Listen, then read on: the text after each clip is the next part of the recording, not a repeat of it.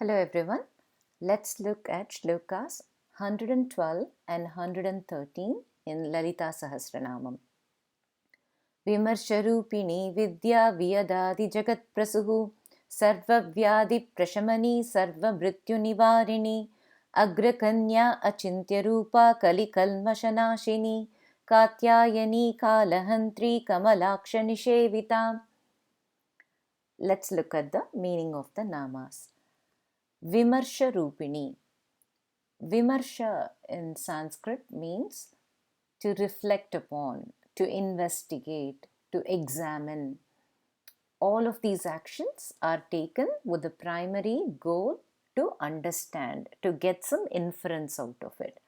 So Rūpiṇī means is the form. She is the form of reflection. She is the form of Vimarsha also means knowledge, because that's the ultimate goal of that action. So she is a form of knowledge. So what does that actually mean? We've all said that there is only one ultimate reality, and it is that ultimate reality that manifests as everything in the universe. Now that ultimate reality is formless and attributeless. It is nothing. That's why they call it Tat. It is a being, and you cannot explain it in any way. It's undescribable. And because it's undescribable, it is beyond the range of our thoughts and words. So that's why we call her Mano Vacha Ma Gochara. So that means it's beyond our ability to think. If you look at human beings, for us, only anything that can touch our senses we are capable of comprehending. And so pratyaksham is very helpful for us. If you see something, then we'll believe it. So we should be able to either see it, hear it, touch it, taste it. Those are all the things that we are capable of. Only that gets into our mind. So the ultimate reality is not something that normally anybody can comprehend. And that ultimate reality, out of its own will, decided to manifest. And the first step in that was becoming Shiva and Shakti.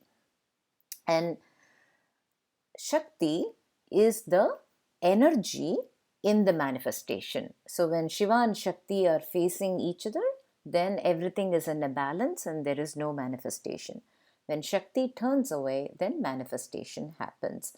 So the ultimate reality, which is otherwise not understandable by other people, is made to be understandable by manifestation, because once the ultimate reality manifests, it has a form, it has a shape, that becomes something that we are able to, it has an attribute. So there is a saguna. So that's why Shiva there are two types of Brahman, Nirguna Brahman and Saguna Brahman. So when Shakti is sitting on Shiva's lap, we call it Saguna Brahman. So that attributes, all the attributes, the gunam, everything comes from Shakti. And therefore, she is someone who makes it possible for us to understand that ultimate reality. So if you see with Kalidasa, he says, right, there is a shloka, Vagartha viva sampraktyu Vagartha pratipattaye Jagatapitaro Vande Parvati Parameshwarau.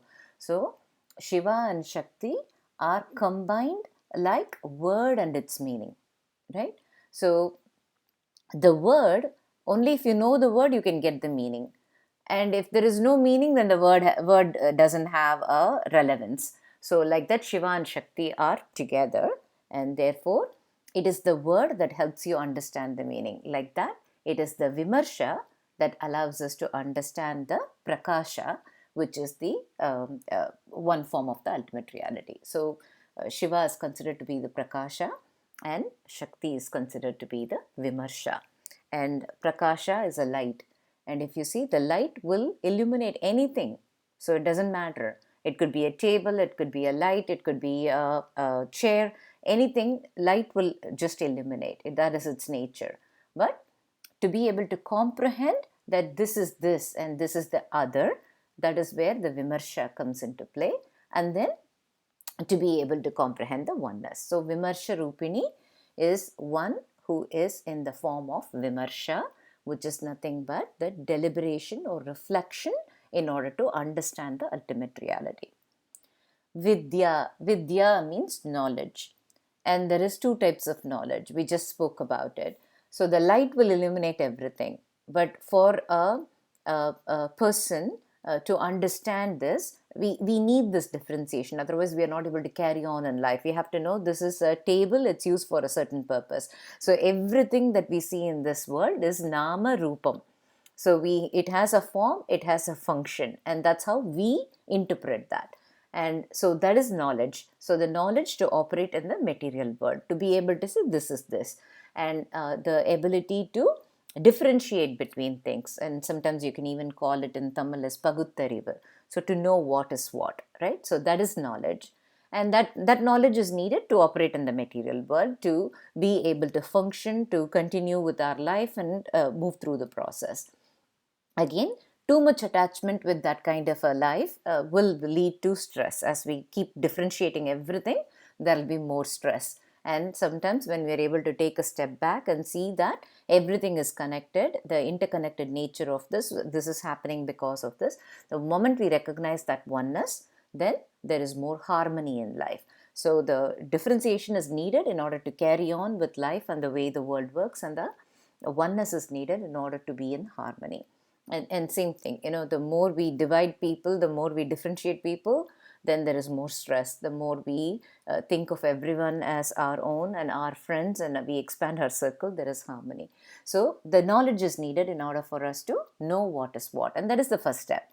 And then from there is the other knowledge, which is also called as Brahma Vidya, where you recognize the oneness and interconnectedness of everything. And she is both. She is the knowledge that allows us to know what is what, and she is also the knowledge who allows us to know that everything is one and the same.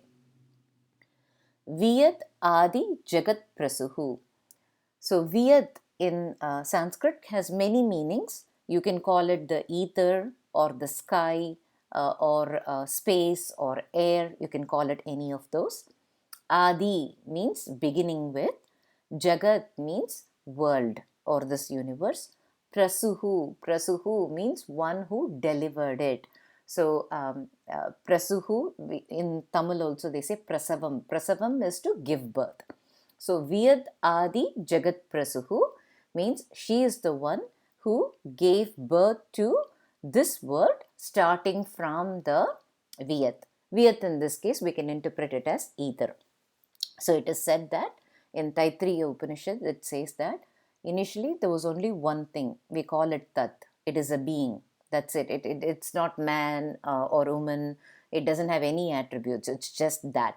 So that's why we call it Tat.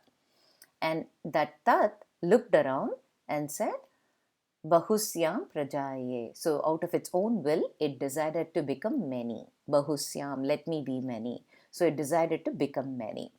And it is said that the first thing that Tat became was ether. Ether is space, just limitless space. So it became that space. And then the space moved around and that became air. And then the air caused friction, which made it into fire. And then the fire got denser and that became water. And then the water became solid, and then that became the earth. So basically the process of creation is that ultimate reality became ether, and the ether became air. The air gave rise to fire. The fire gave rise to water, and the water gave rise to earth. And that's how food came about. And once there was food, there were all the living things that came about. So this is supposed to be the process of creation. So from the ether onwards, she created this world. And Jagat means also in Sanskrit something that is moving. Even locomotive is called as Jagat. So that is something moving. And if you see, that's the nature of this universe. Constantly there are new things that are always coming up. So she created this entire world starting from the ether. And if you see, the ether and consciousness, and that ultimate reality is nothing but pure consciousness. And ether and consciousness have very similar properties. Both of them are very clear. It is very expansive and it is omnipresent.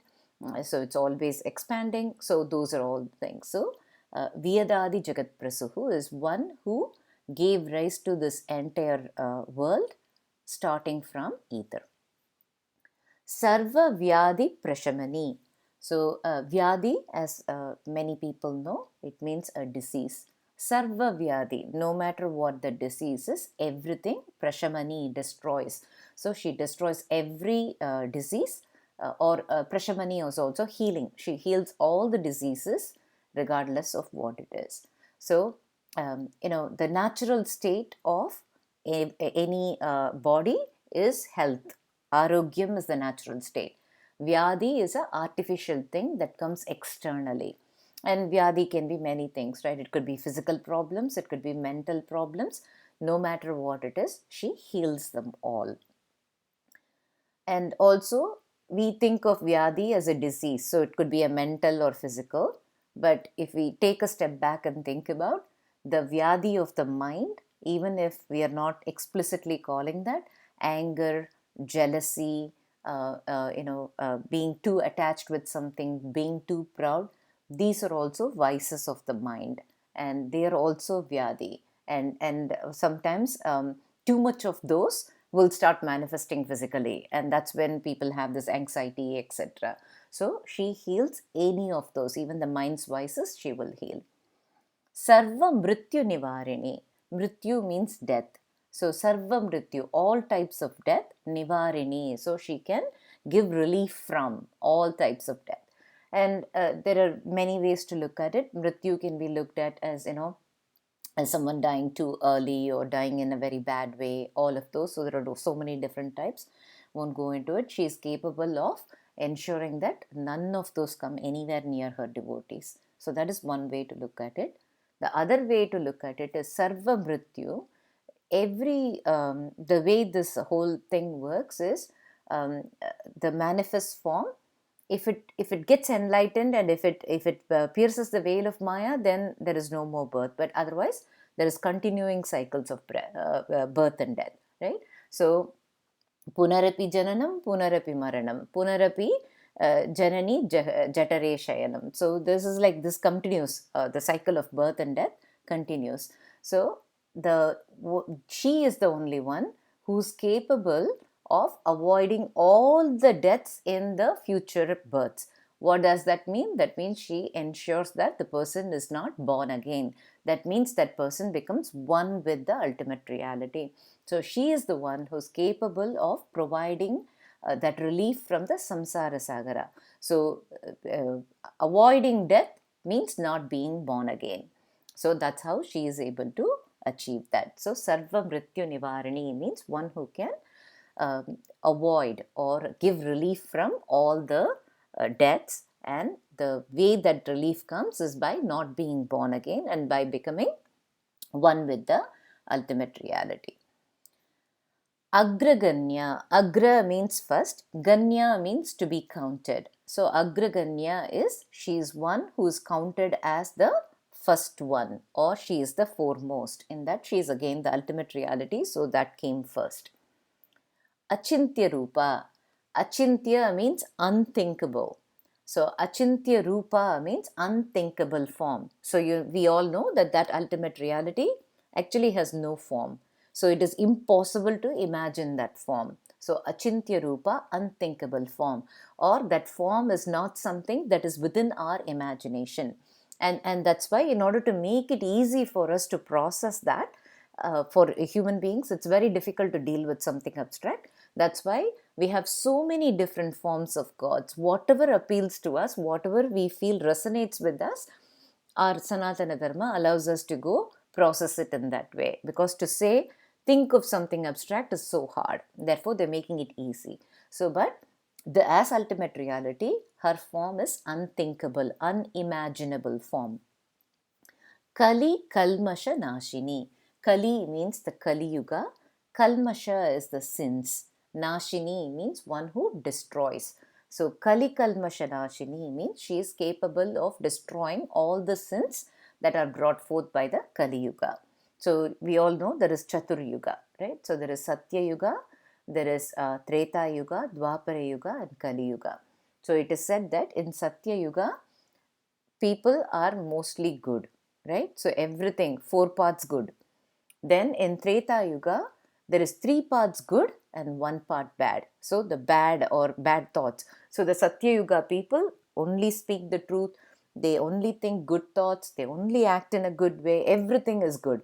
The people who live in that.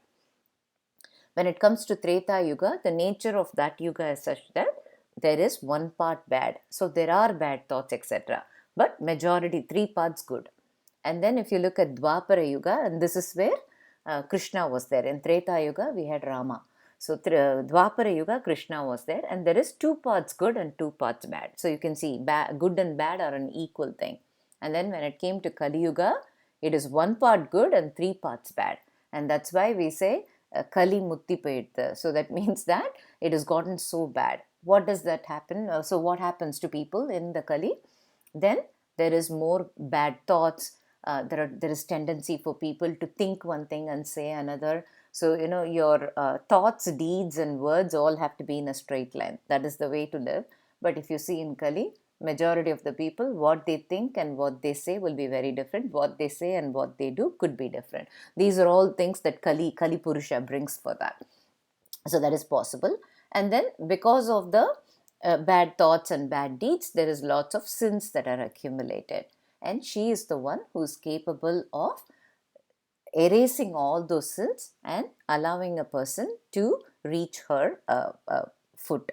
So what happens in Kali then? How is a person where there is so much 3 parts bad and 1 part good, how is anybody supposed to get to that goal of reaching the ultimate reality or living a very spiritual, peaceful life? One of the things that's said is, in Kali, you don't have to do anything more than just do Nama Parayanam. So whether it is Lalita that you like or Rama that you like, simply chanting the name is sufficient to get all your sins erased. So doing Lalita Sahasranamam and saying her 1,000 names are a ways to get all the sins that are being accumulated in the Kali Yuga erased. And when the sins, the burden of the sins reduce, then the person will have more and more mental clarity, will be guided towards the right path, and overall will be able to live in harmony within oneself and then with the rest of the community and the universe. Kātyāyinī, Ka-Atyayini. So Ka means radiance. It is a full of light. Atyaya means exceeding. So it is a lot of light. So Kātyāyinī means one who is extremely bright, one who is illuminating. And it is said that during the Mahishasura Vadam, we all know there was one thing: he could not be killed by anything that was born out of a womb. And therefore, if you all remember, we said every single god gave their power, right? So the light from Shiva, the light from Vishnu, the light from Brahma, the light from all the devas, everything came together, and that was a huge mass of light that was formed. And then from there she took the form with 18 hands and all of the things, and she apparently, all those rays crystallized in Kātyāyina Maharishi's ashrama, and therefore she is called as daughter of Kātyāyina. So therefore she is also called as Kātyāyinī. So that is the exceeding brilliant light. And what that means is, she is the illuminating light who can clear that Maya and show us the ultimate reality. So Kātyāyinī. And it's also said that in the Gokulam, the women all worshipped Kātyāyinī so that they will get good husbands. So Kātyāyinī has that thing. It means one who is exceedingly bright. Kālahantrī. Kālahantrī means one who can, Hantri means to destroy. Kalam means time. So one who is capable of killing time. One way to look at it is, as we continuously keep chanting, anyone who keeps chanting, then we already saw she is sarvamṛtyu nivāriṇī. So death doesn't come near that person. All the time spent in chanting goddess is time that is standing still. So therefore death doesn't come near that person. That's one way to look at it. But also the another way, the enlightenment comes to someone for whom time has stopped. So when someone has reached a certain level of awareness, at that time they are able to pierce the veil of Maya. The moment the veil of Maya is pierced, then time and space become nothing, and therefore that person becomes enlightened. So she is that illuminating brightness who can help that person gain a certain level of awareness and consciousness, which allows them to pierce the veil of Maya and become enlightened, at which point time ceases for them. So therefore she is one who is capable of giving that. Kamalākśha niśhevitā.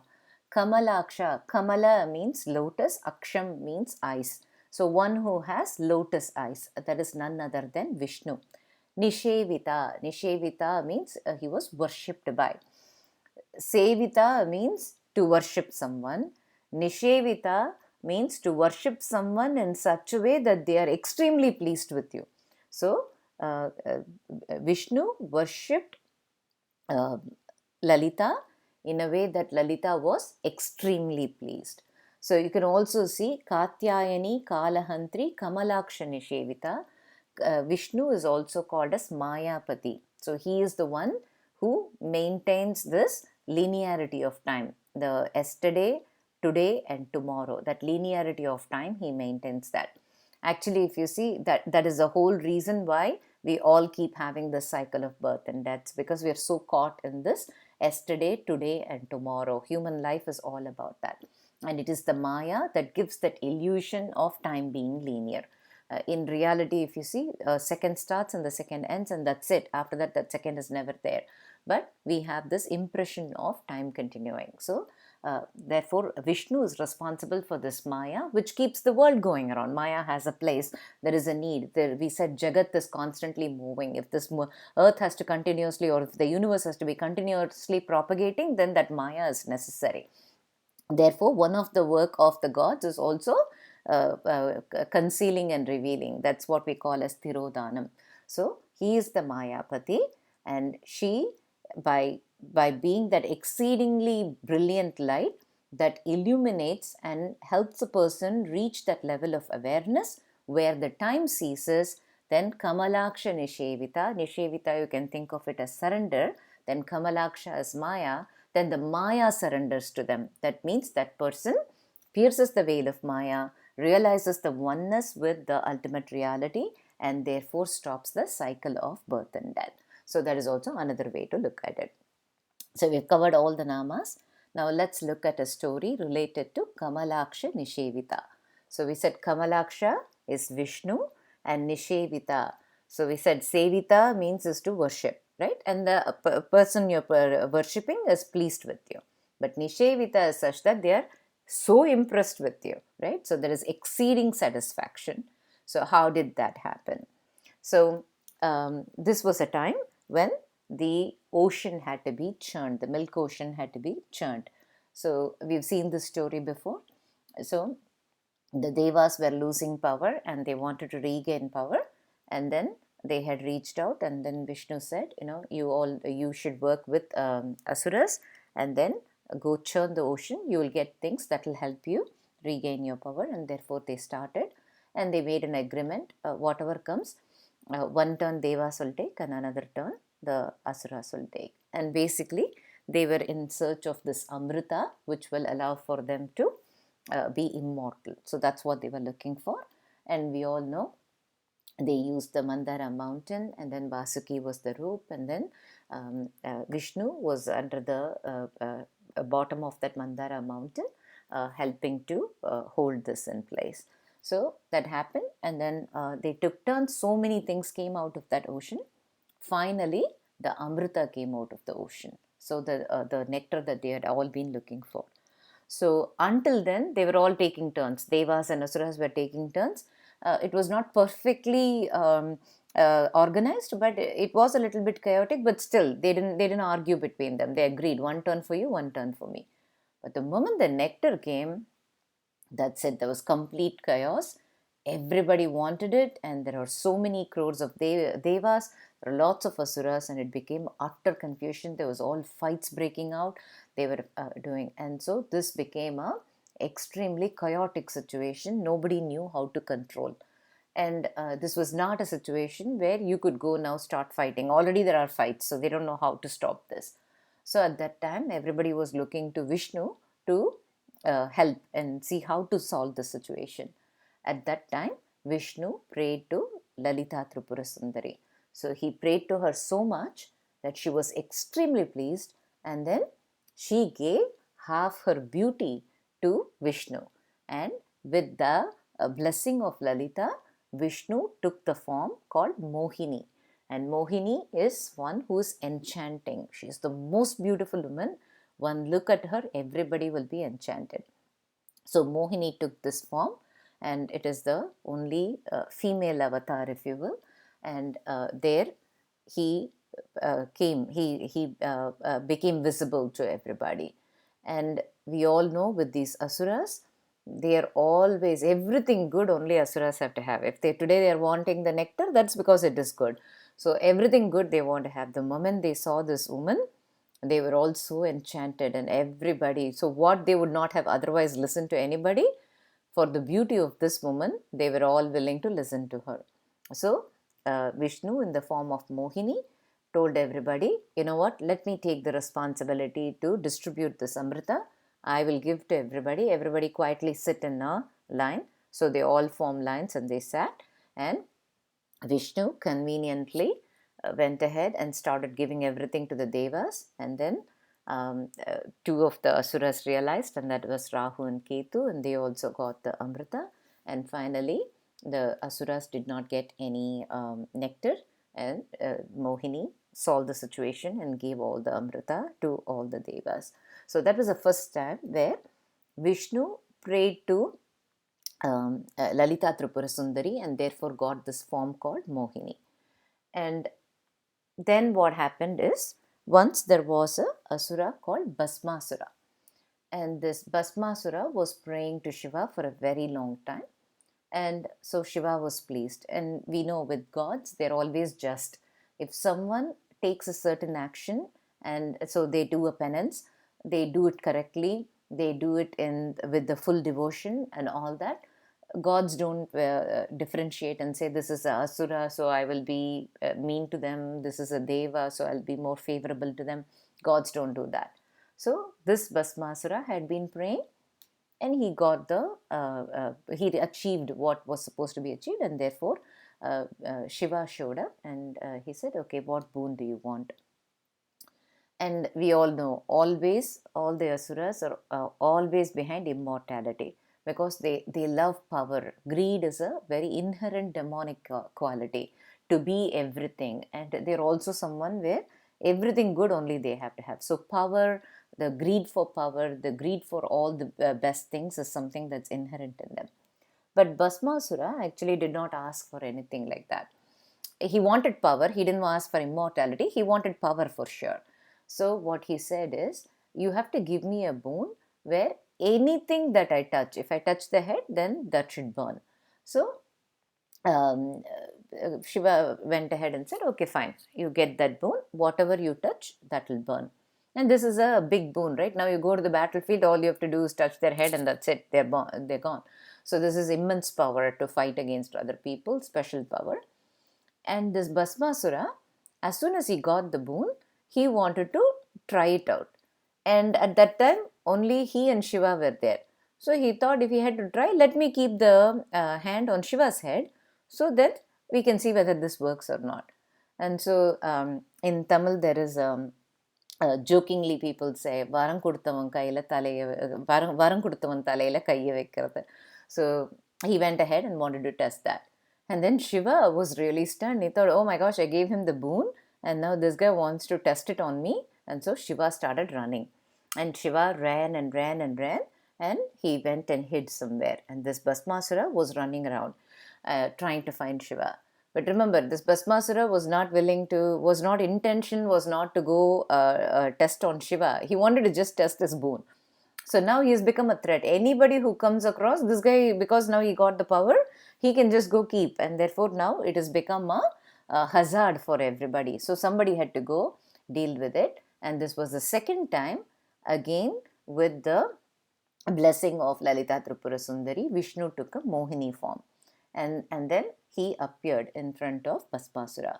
And as it was expected, the appearance of such a beautiful woman completely stopped Bhasmasura in his tracks. He forgot he was wanting to test the boon. Now he saw this woman and he was so enchanted with her, and that is why she is Mohinī, she is enchanting.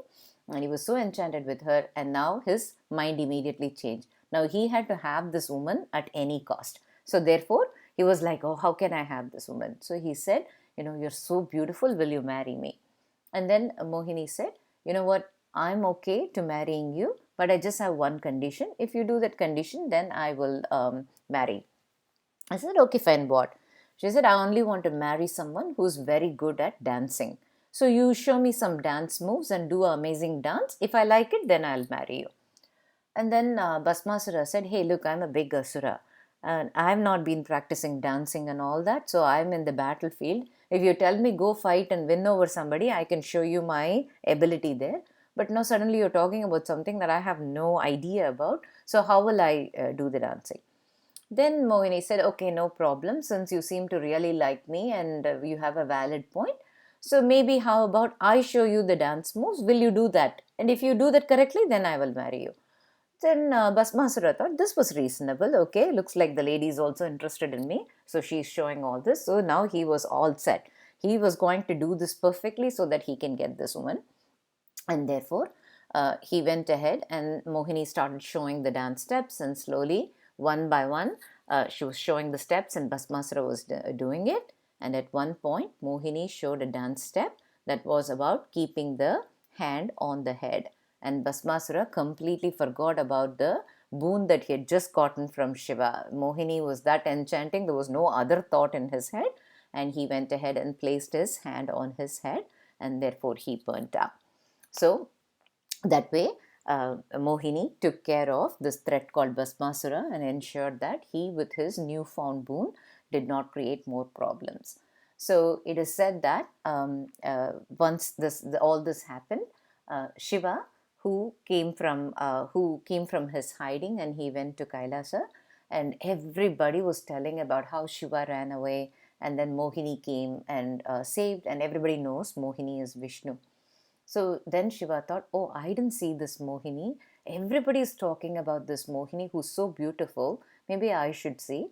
And therefore, Shiva told Vishnu, why don't you take your Mohinī form and come to Kailasa? I really want to see you. Everybody is saying you are so beautiful. I want to see how you were good looking.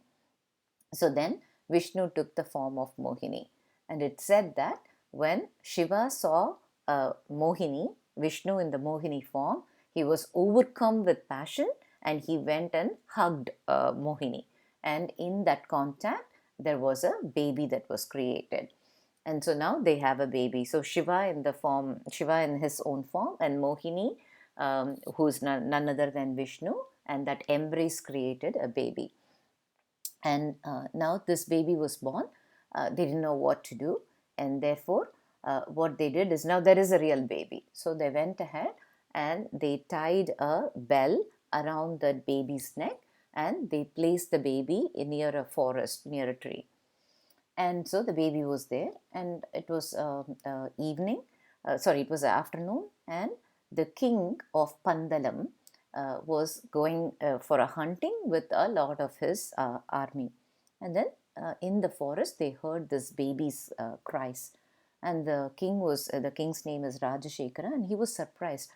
I thought, what is this? And then they went and they checked, and near a riverbed, there was a tree, and under the tree there was this baby. And so then the king picked up the baby and was looking around to see who left the baby here. How can someone be so responsible leaving the baby in a forest like this? Anything can come and attack the baby. The baby is so helpless.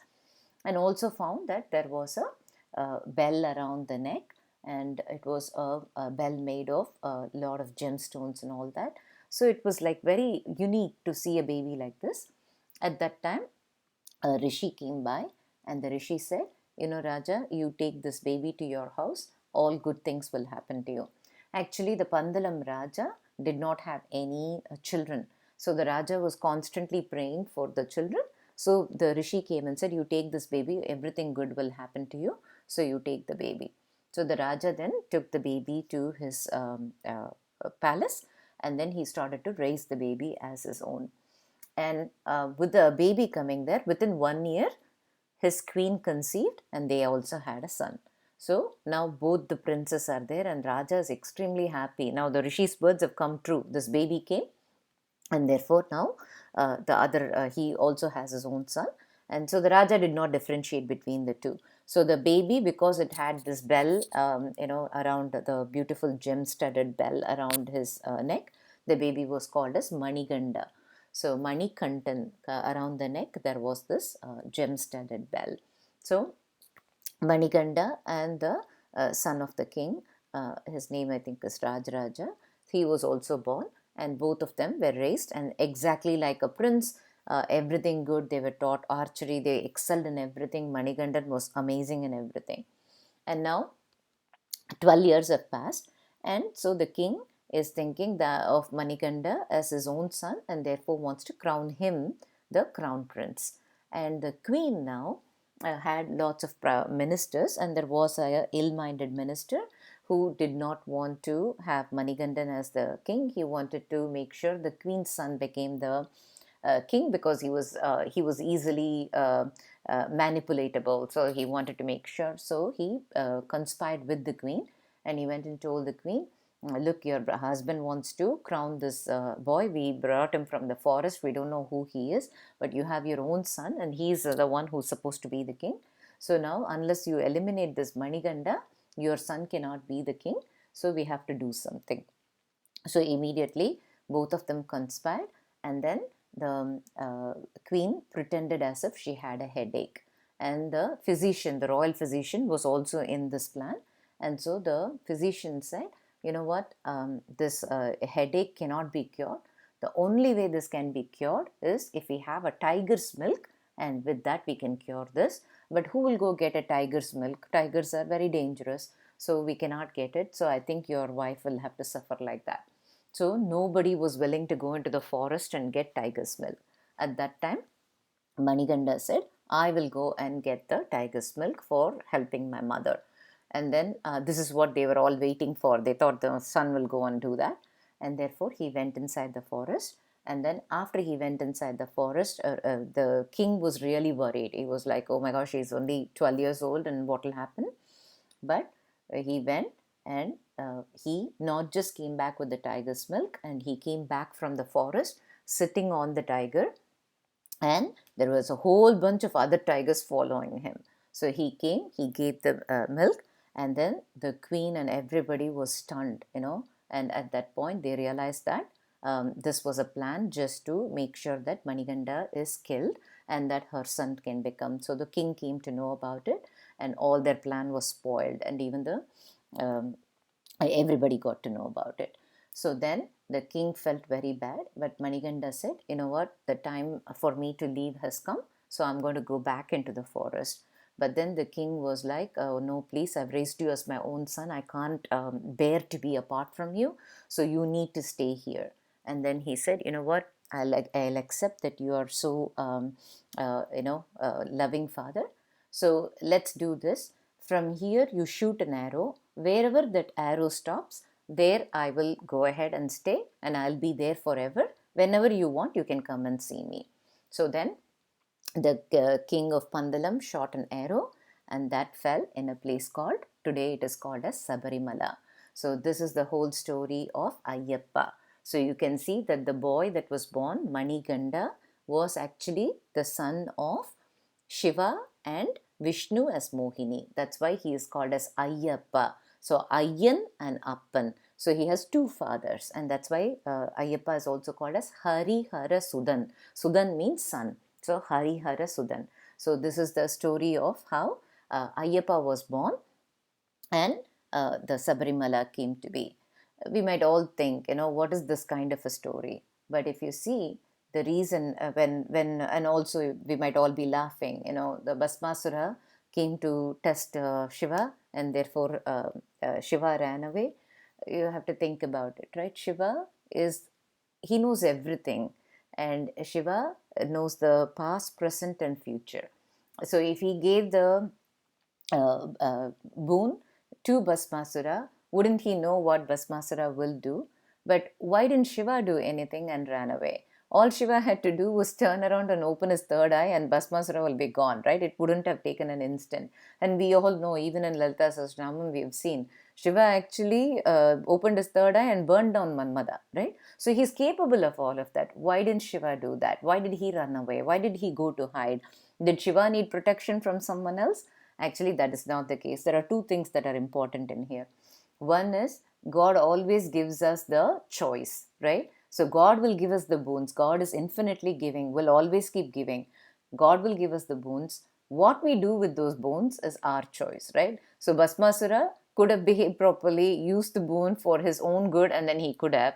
But by getting too ahead of himself and trying to test it on Shiva, finally he led to his own demise, right? And this is something to keep in mind. The choices we make become us. God is always there. God will give all the right things. But are we utilizing that and making the right choices and living life happily? So that is one reason too.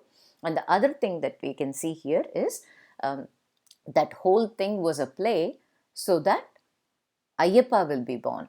And what was Ayyappa's birth significance? Why did he go into the forest? This whole thing is a script around Ayyappa and his birth happening.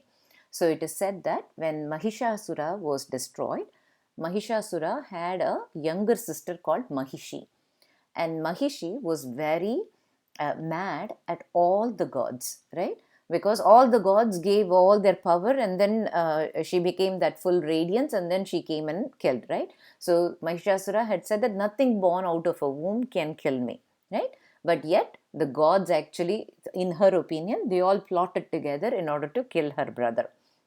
So she thought, I have to come up with a way where I have to take revenge against all of these gods for killing my brother and for doing it in such a cunning way. So she went ahead and started praying, and she prayed and prayed until her tapas was significant.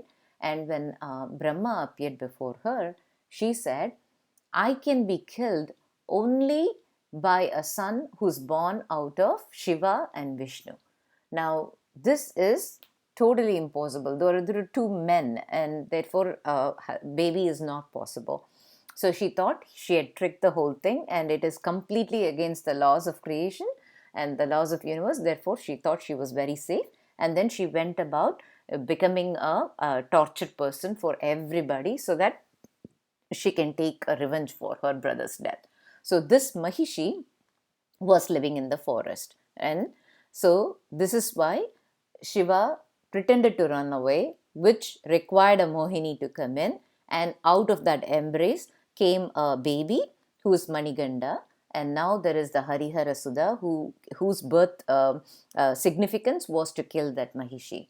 And after 12 years, the Mahishi was in the forest, and at that time there was all the script for him to go into the forest. And in the forest, he did not do anything with the tiger's milk. Actually, he went into the forest in order to kill Mahishi. So he killed Mahishi, and it is said that when he killed Mahishi, she turned into a beautiful woman, and she repented and regretted for all the actions, and then she asked for Ayyappa to marry her. And it is said that Ayyappa said, I'm going to be a brahmachari, and we all know Sabarimala, it's a brahmachari, so he doesn't want to marry at all. And so it is said that then Mahishi said, no, I'll wait. Whenever you're ready, at that time I will marry. So then she said, no, you have to definitely marry. However long it will take, I'll wait. And then Ayyappa said, you know what? The day there are no new devotees coming to Sabarimala.